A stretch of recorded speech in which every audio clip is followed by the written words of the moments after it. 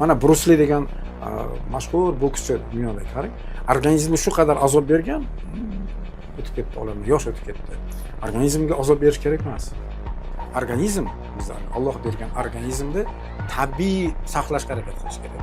Chunki bu organizmimiz bizda o'sha tabiiy narsada, uni endi ximikatlar bilan to'ldirsangiz, boshqa zararli ta'sir qilsangiz, mana kosmetika ham jarohat kesdingizmi, izi qoladi bu narsa.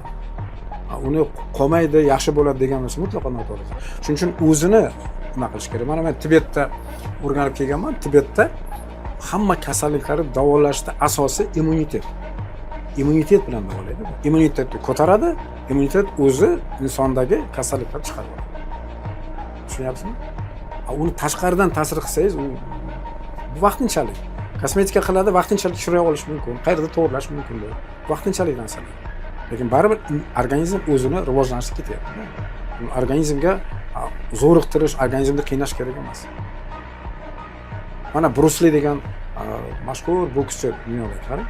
Organizmga shu qadar azob bergan, o'tib ketdi olamdan, yosh o'tib ketdi. Organizmga azob berish kerak emas.